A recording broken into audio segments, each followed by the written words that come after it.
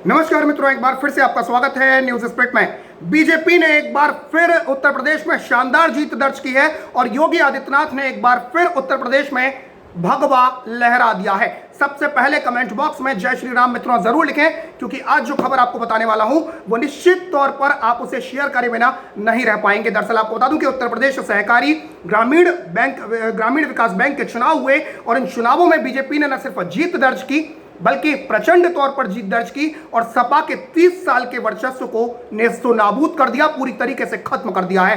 सपा का सफाया हो गया है। इन चुनावों में कितनी सीटें मिली हैं वो आपको बताऊंगा, लेकिन जय श्री राम लिखते रहिएगा। आपको बता दूं कि बीजेपी ने इन चुनावों में 323 शाखाओं में से 293 सीटों पर जीत दर्ज की है, यानी 3 दशक के राजनीतिक वर्चस्व को तोड़ दिया है समाजवादी पार्टी के।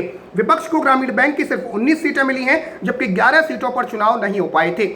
आपको बता दें कि 1991 से अब तक सहकारिता के क्षेत्र में सपा और खासकर यादव परिवार, मुलायम सिंह यादव, अखिलेश यादव और शिवपाल सिंह यादव, हालांकि चाचा भतीजा अलग हो चुके हैं, लेकिन यादव परिवार का एकाधिकार रहा था। यहां तक कि मायावती के दौर में भी सहकारी ग्रामीण विकास बैंक पूरी तरीके से यादव परिवार के कंट्रोल में रहा था।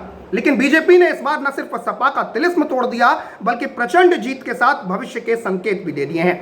2022 में विधानसभा चुनाव हैं और इन चुनावों से पहले जिस तरीके से बीजेपी ने शानदार जीत दर्ज की है इन चुनावों में, तो माना जा रहा है कि 2022 में भी बीजेपी को उत्तर प्रदेश में कोई नहीं हिला पाएगा। आपको बता दूं कि प्रदेश में सहकारी ग्रामीण विकास बैंक की 323 शाखाएं हैं और प्रत्येक शाखा से एक एक प्रतिनिधि चुना जाता है। ये निर्वाचित प्रतिनिधि सूबे में अब 14 डायरेक्टर्स का चुनाव करेंगे, जिसमें से एक सभापति और एक उपसभापति चुना जाएगा। इन जीते हुए शाखा प्रतिनिधियों द्वारा बैंक की प्रबंध कमेटी के सदस्यों का निर्वाचन 22 और 23 सितंबर को किया जाएगा।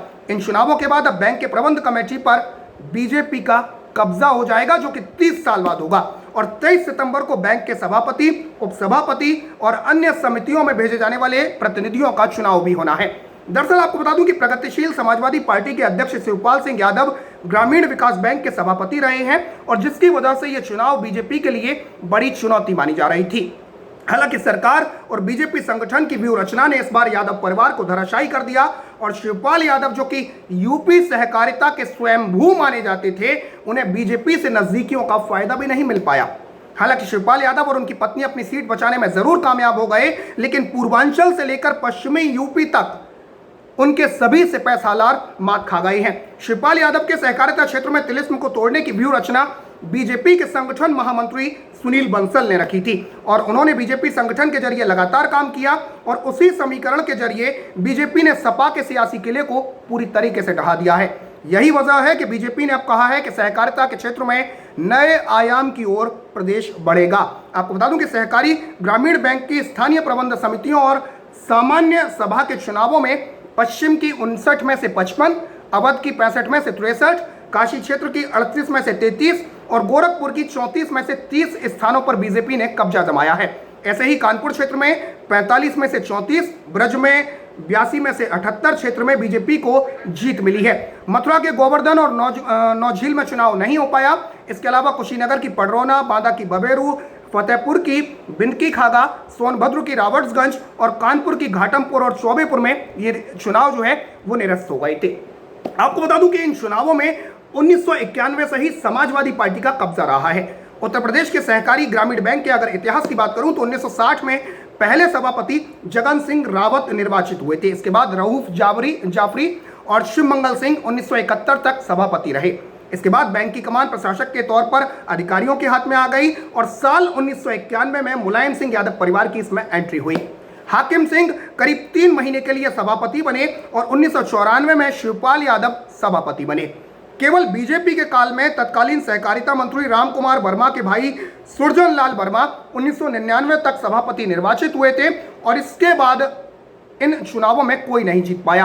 आपको बता दूं कि सहकारिता के क्षेत्र में सपा की पकड़ को बसपा भी नहीं तोड़ पाई थी। साल 2007 से 2012 तक मायावती उत्तर प्रदेश की मुख्यमंत्री जरूर रहीं, लेकिन बसपाइयों के इस काल में भी सपाइयों ने कोर्ट में मामला उलझाकर चुनाव नहीं होने दिए थे और अपने सियासी वर्चस्व को कायम रखा था।